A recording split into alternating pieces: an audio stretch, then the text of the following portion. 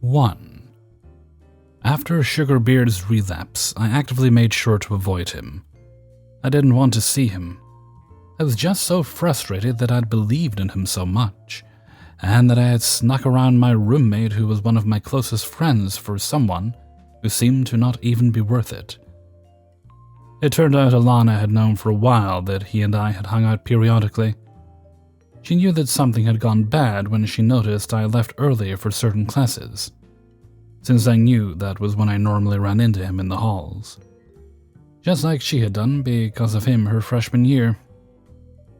She wasn't sour about it, though. Sometimes you want to believe in people, she remarked, and sometimes you have to learn the hard way they let you down. I tried to believe in him for a while, too. My plans to avoid him seemed to be working. Every once in a while, I'd see him across the cafeteria or heading into a classroom or building on campus, but we didn't have to get close or speak. After 2 or so weeks of this, I didn't see him around anymore. I didn't want to tell Bina. I knew how bad her depression had gotten when she felt useless for being handicapped. I refused to inform her that someone she valued the opinion of believed she was someone not worth going on dates with, all because of her handicap. She still asked about him every once in a while. I just told her we'd both been busy and hadn't been able to hang out recently. Eventually, I just told her our friendship had naturally trailed off. On my 3rd week of avoiding him, I got a text from Mel. We had been keeping in contact pretty well, and we had had lunch together during the first 2 weeks. But we just talked about our lives and hadn't brought up Sugarbeard. I didn't want to anyway. Is something wrong? Sugar said you were sick last week for D&D, but 2 weeks in a row? Come on, girl. Apparently, Sugarbeard hadn't told the others. It made sense. I'd run into Hans and Kent a few times over the past 3 weeks, and they'd been friendly. You can come over after playing, I'll explain. I guess I need a gossip session. I guess I need a gossip session. When I told Mel about how he'd blown up loudly and what he called my sister, her eyes looked glassy like she was holding back tears. Alana was around too and quickly handed Chip the rabbit over to Mel, because she didn't know what to say. Mel held Chip up against her chest and gave her a kiss between the ears, which left some bright orange lipstick on her head. Mel took a deep breath and started. I didn't tell you how I really met Sugar, she explained. I knew he wasn't being honest with me about that incident, and he took it out on you. Wait, what? It was shortly after you moved out, Alana, Mel explained. He was pretty desperate for companionship, and our friends who didn't defend you when you were going through all that with him, they had a malicious solution to it. They set him up on a blind date with me, before my surgery was complete. Hadn't finished turning the pole to a hole yet. Please tell me he wasn't as bad to you as he was when he talked about my sister, I pleaded. No, he was lovely at first. But those people who set us up, they told me he knew and was okay with it. He obviously didn't know, and neither of us knew those bastards were following us for pictures. Apparently it was some kind of revenge for Alana's sake. Alana's mouth was wide open. What the fuck? She spat out. Alana wasn't one to curse. I never knew that happened. Mel shrugged. Yeah, they didn't really seem like the type of guys who cared about your honor. They didn't care about mine. I was their joke. The room went silent except for Chip trying to bathe herself to get the lipstick off her head. Anyway, even though I knew right away he wasn't my type, I really liked being on a first date where I was treated like a woman. So I kissed him. He liked that and pulled me closer around my waist and... yeah. Then he noticed. He yelled something like, "You're not a woman," which kind of hurt, but I mean, looking back, I think anyone who was ill-informed like that would. And then those jerk guys popped out recording on their phones. Wonderful day all round, really. I sat there in shock for a moment. So basically you think he's still convinced people only want to trick him? Because someone liking him back is too good to be true. Mel nodded. I hope that's what it is, but he better apologize to you first. But it will take him a long time. He saw me every day at work the next semester for weeks before he apologized. You have to know he means it, and that he's come to terms with that you're not trying to trick him. It was about 2 weeks to the end of the semester. Alana was finishing an essay she was writing with Chip in her lap, while I cooked dinner for both of us. Then we heard an unexpected knock at the door. Alana sat Chip down on the floor and opened the door. Chip zoomed straight at it. "Oh, thank you," was the next thing I heard Alana murmur. I peeped around the corner to see a broad-shouldered blonde man wearing jeans and a flannel shirt standing in our doorway. He gently held out Chip to Alana. He was blonde and clean-shaven with a surprisingly strong jawline, for the fact that he was just a little chubby. He was also rather short. "Sugarbeard?" I said in shock. I could barely recognize him. His face looked completely different without the beard, and now that he'd lost at least 15 pounds in the 7 or so weeks I hadn't seen him, he looked so much more neat and put together than usual. "Hey," he managed shyly. "It's been a while, both of you. I need to get something off my chest." Alana and I both remained silent, listening. I'm not the best with words, so bear with me as best you can. I finally went to go get help through therapy about 5 weeks ago. It turns out there is something wrong with me. I got diagnosed with severe social anxiety. Alana tightened her lip, but it's absolutely no excuse for how I treated either of you. Alana, I'd never had the guts to talk to anyone I had a crush on before you, or had them talk back to me or take interest in me. I got obsessed, way too obsessed. And you had to suffer the consequences. I knew you'd never like me back, but I still thought I could force my way in and make your life better. You confided in our group about your body image issues, because you thought you were with friends. I probably handed you so badly when I tried to fix it that I made it far worse. He took a deep breath and closed his eyes for a moment. "Thank you," Alana said. "I don't know if I want to completely forgive you yet, but I do feel better that you tried to resolve this." The corner of his mouth turned a little. "That's the most I hoped for." Alana gestured in my direction by turning her head. She then took Chip with her and retreated to her room. We stared at each other in silence for a while. "You're right. Yet your sister is too good for me. She's pure and has a beautiful heart. And I still can't stop thinking about her every once in a while, even now." I lifted my eyebrows at him questioningly. He continued, "I don't know what makes her handicapped, but it's obviously not something that made her any less enjoyable to talk to. She's mastered it so much I failed to even notice. So I reacted with shock and confusion. And then there's that part of me that thinks romance is too good to be true.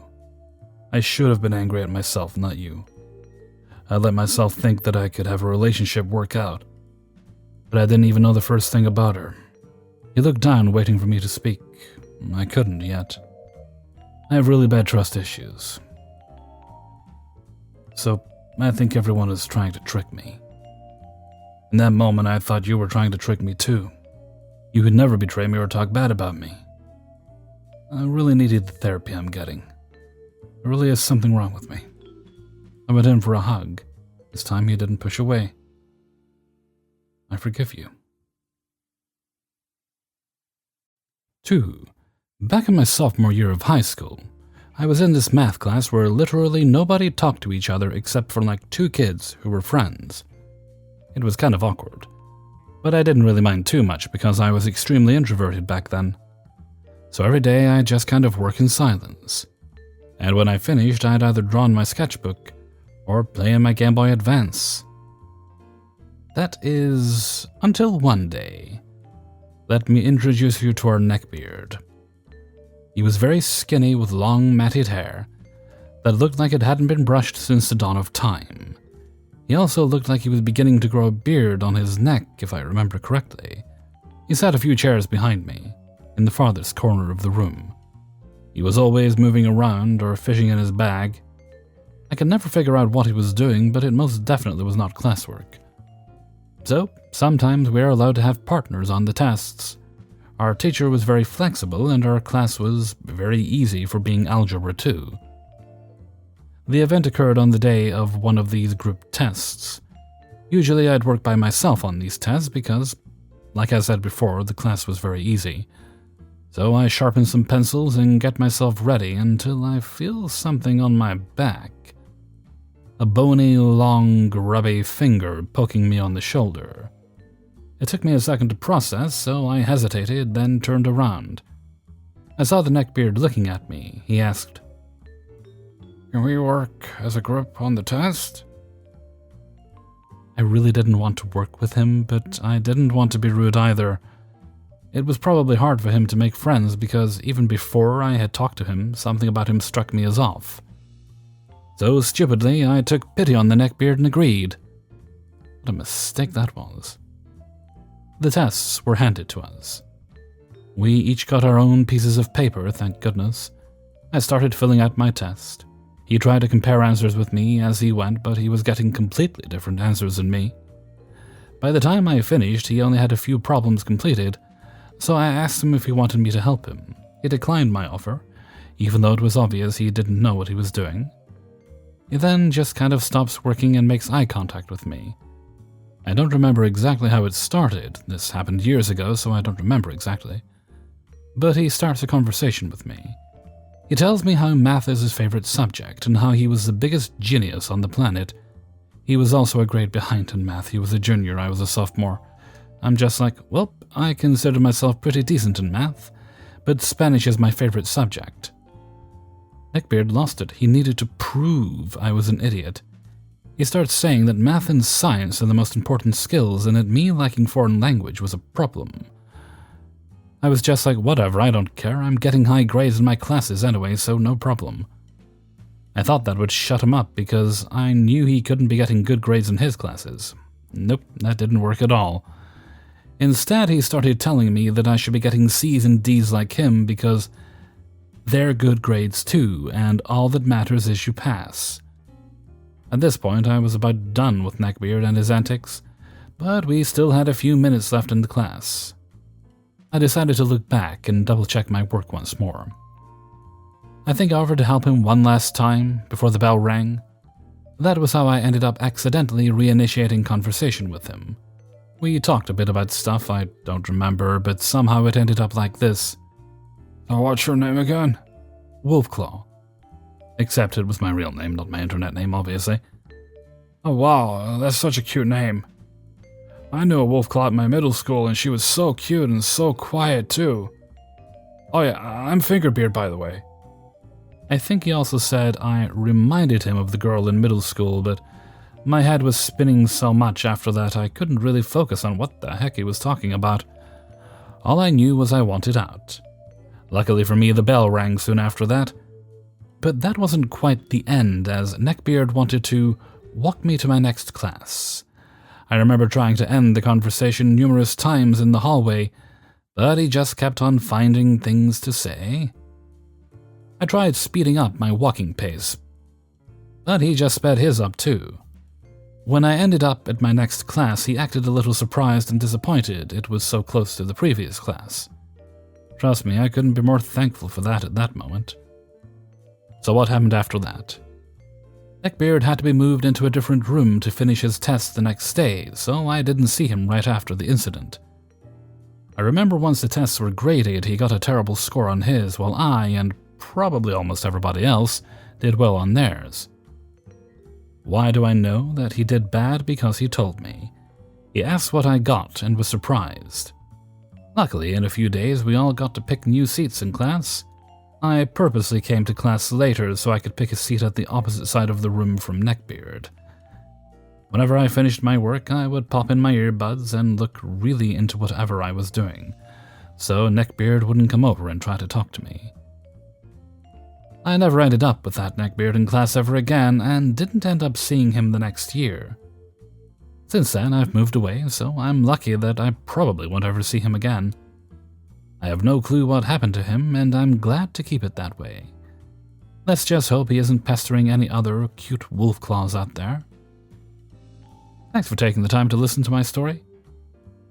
Hopefully it provided you with a healthy dose of both laughs and cringe.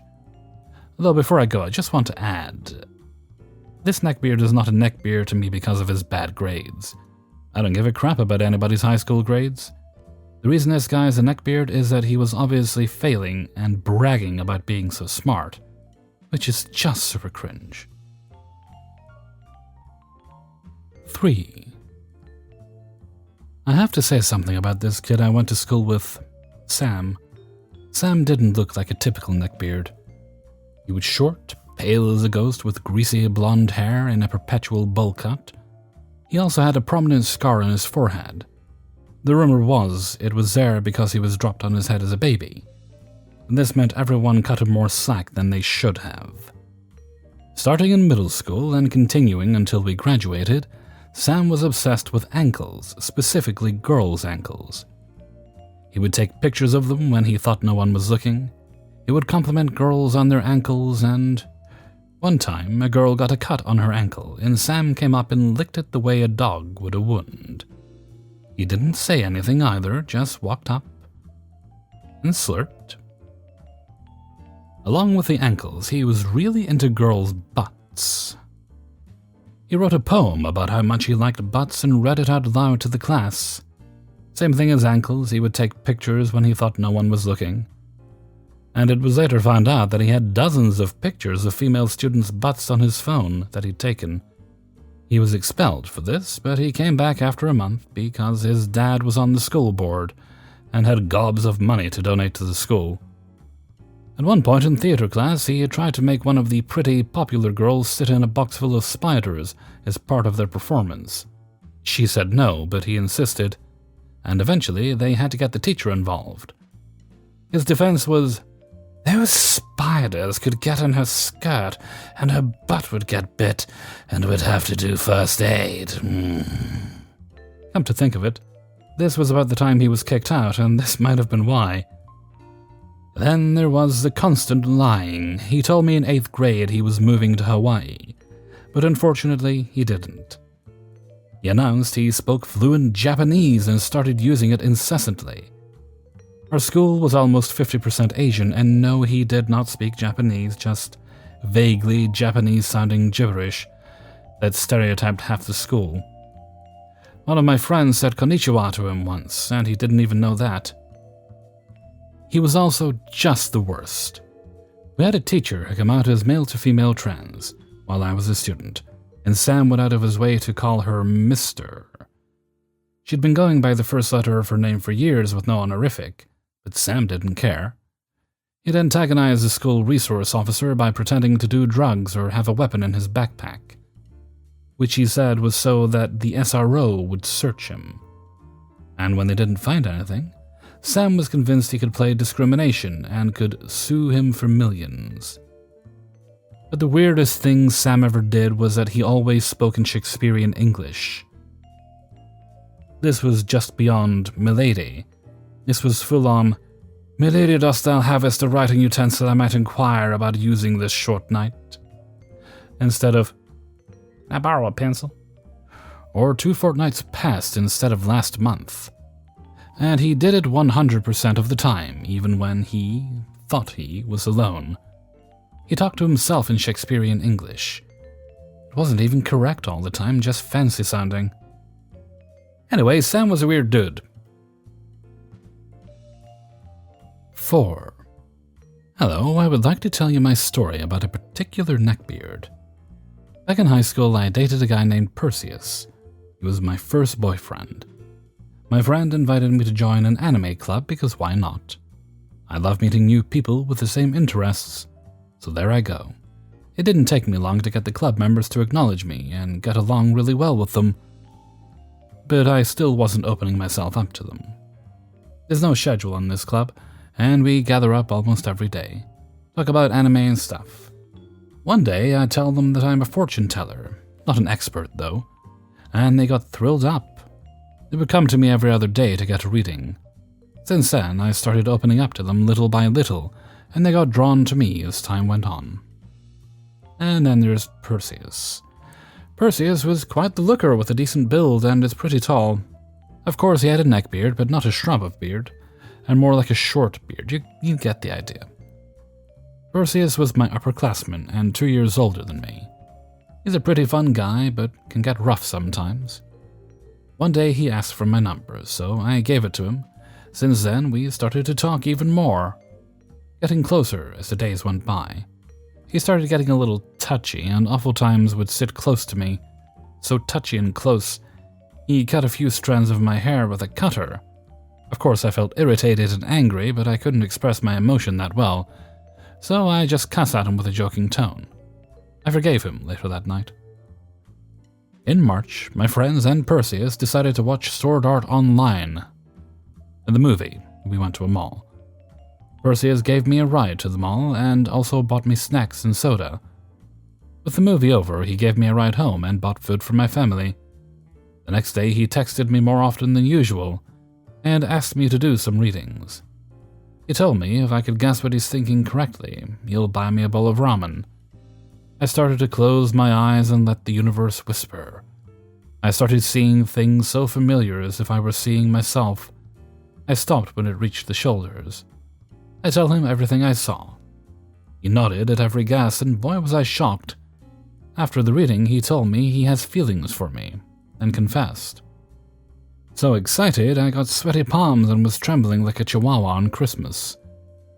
We started to date, and at first it was fine. We do movie dates sometimes, and it would infuriate me because I'm not allowed to choose the movie, and he'd hold my hand the entire time, like it was cemented. Imagine watching a movie you're not interested in, bored, and on top of that, leaving the theater with sweaty palms. One time, after watching a horrendous movie, I asked him to go to an arcade with me, and he refused. Instead, he gave me his card thingy and told me to go play on my own while he was looking at bikes. I was like, okay, fine, I'll have fun by myself then. The day ended. After 1 month of dating, he started getting on my nerves. He sent me pics and tips on how to enlarge your boobies, as if he were telling me that my boobs weren't big enough, and it kinda hurt. I told him, so you like big boobs, don't ya? Why don't you date my friend? She has it bigger. And he apologized and tried to plead that I was the one that he wanted. He also asked of my bust, hip, and butt size. I ignored him since I was attending a Japanese course at the time. Is it this size? He replied. I forgot what size it was. I replied annoyedly with a yes, just to end the convo. Not enough by that, he had the audacity to ask me a disgusting question. Have you ever tried masturbating? He said. I felt disgusted by that and didn't even know how to respond, and sent him a no. He then replied with a bunch of stickers saying, nice, good, and hooray. I live in a place where such sexual activity is labeled bad or a sin. It is still unacceptable to ask someone that kind of question, especially if you've only dated them for 1 month. Oh, did I forget to tell you that he's extremely violent, irrational, dry, faking a disorder, and has a bad mouth? He was attending a prom, and the day before he texted me this. I have a beef with this person, and I'm gonna punch him right in the guts, in the middle of the event. I tried to console him. He insisted on punching the poor guy. I gave up and he perked up like a child. Before we started dating, he told me that he liked a yandere-type girl, who will kill anyone that gets touchy with her special ones, and I kid you not, he asked me to be one. I didn't do it, of course, and told him that would be bad for both of us. He then replied, I'm fine with that. You can kill everyone if you wanted to, even if it's my family and friends. I went quiet for a while and went home feeling weird. He was also dry as hell, dry as dehydrated chips left in the Sahara. To me, a good laugh and some puns is a must in life. How can one live without it, right? Then there's Perseus, who can't be entertained with simple puns or jokes, and he is only entertained by sex jokes about stuff and porn. When I asked why he was so dry, he then replied that he has multiple personalities and is now fronting. I cringed. Sometimes later he texted me, We are Perseus' personalities fronting you and would like to ask you questions. I cringed so hard I forgot what was being asked, though I'm not a psychologist whatsoever. I know that's not what that personality disorder looks like. Still curious about it, I met him and talked about it, and he told me that he'll get violent when he's extremely angry, and would cry if he's sad. A man so delirious he couldn't differentiate between being emotional with having a personality disorder.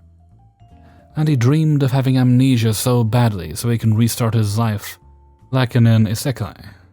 After 2 months of pain and cringeworthy dates, I decided to break up with him, and he rants about me not being honest whatsoever, and all my words were lies to lure him, which clearly not. After that, he thanked me for the time we spent and changed his profile picture from an anime couple holding hands to a crying anime character in black and white. 1 year after we saw each other at an anime convention. I was with my friend, and he was with his friends too. Upon seeing him, my fight-or-flight instincts kicked in. But I have to conceal it and accompany my friend. When we were walking around, I felt like he was following us from afar. My friend stopped at a merch store and was looking at their keychains. I keep my eyes on the keychains and try not looking around. Suddenly, I feel like someone is standing behind me, so close, and wanted to grab me by the hand. I feel unsafe and told my friend to be quick. She paid for her keychains, and we hurriedly ran from there. After a few meters, we hide behind a food vendor, and were checking in to see if it was really him who had been tailing me. And it was him. Glad I was with my friend, and that's it. That's my story about a neckbeard named Perseus. 5. I'm now a 20-year-old female. At the time, I was 13, and had moved across the state to a new school. I had no friends, knew no one, and was enrolled in a STEM school with people much higher educated than me. I was also a bit of neckbeard bait. I'm not saying I was pretty or anything, but I was petite, quiet, enjoyed Pokemon, and kinda watched anime. I don't know. First day in, I mingled and eventually am approached by the neckbeard in question. Additionally, with another neckbeard and a legbeard. I could smell him by the time he approached me from across the classroom. He was overweight with messy ginger hair and stubble, and started to resemble a neckbeard, a horrid smell, and dirty clothes. I didn't know what a neckbeard was before, but now I realize this guy was the epitome of one. For the sake of the story, I am going to call the main neckbeard Andrew, and the other Fred, the legbeard Allison. Hey, you're new, right? My name's Andrew, nice to meet you. He stuck his hand out for me to shake it, and I was very hesitant in doing so. There was dirt under his fingernails, and they looked worn and withered. I was polite though, and shook it, trying to keep contact as limited as possible. Yeah, I'm new, I'm Ari. Well, welcome to the school. Can we sit with you? I was going to respond, and I only then noticed the girl I was talking with earlier had moved away to sit somewhere else. I can't blame her. I simply nodded my head, and the three of them took seats at the 4-person table. So tell me, Ari, do you like anime? I don't, actually. Oh. Andrew was disappointed and had a frown on his face. You look like someone who likes anime. What is that supposed to mean? I was a bit hesitant, but we soon got to the subject of Pokemon. I was pretty into it, up until the 9th grade, and then I stopped. I have come back to it now, though. After talking about it and exploring some more ideas, I thought they weren't that bad. Maybe it was the stink getting into my head or the idea that I was socially awkward and struggled to make friends. But these three became my friends for the year. I slowly noticed, though, that Andrew's hygiene got worse and he started to say things that were borderline racist. We were in the Deep South and I'm fairly liberal, Andrew was not. He made it very clear that he was a redneck. A German redneck, to be more specific, as his family a long time ago was from Germany. Keep in mind, he would say subtle things about segregation and how it wasn't a big deal. Or he would maybe say something about how LGBTQ+ people weren't real. This isn't true, as I, a bisexual and ace girl, am very much alive. Side story before getting back to it, Legbeard kissed me without my consent. She was pansexual, but back then I considered myself to be straight. It was disgusting, and I reported her to the principal as I didn't consent to being kissed. Back to it. As the year was coming to a close, I got news that I was moving again and I wouldn't be seeing these people ever again. I was kind of okay with it, as the only reason I felt I was friends with the three was that they were the only ones I knew. Kind of a jerk thing to say, but it was true. I prefer to be alone more than anything due to mental health issues, and that being my personality. So there was the annual class trip to DC. I wasn't going to go because $5,000 American dollars was way too expensive. I was one of a handful that stayed back, and the week they were gone, we did nothing. One day I was chilling with Fred, who wasn't that bad of a neckbeard. He was probably my only real friend at school. He taught me a bit about Halo, and I made some sort of friendship with his main group outside of class. Anyway, that day we were doing nothing, as when the kids go to DC, we don't do anything. We already finished our finals, so we mainly stuck around classrooms while the teacher works on whatever, and we can do whatever. I suddenly get a call from Andrew, and I pick up. Hey, Ari. Yes, I reply to the overly eager voice of Andrew. I raise an eyebrow and Fred stopped playing Uno, I think it was, and looked at me interested. You're not going to believe it. We just stopped by the Holocaust Museum and I got to see your dead relatives. My face paled. I was fully Jewish, and my grandparents emigrated from Poland and Germany before the Holocaust came to full effect. The group knew I was Jewish, and I was just stunned.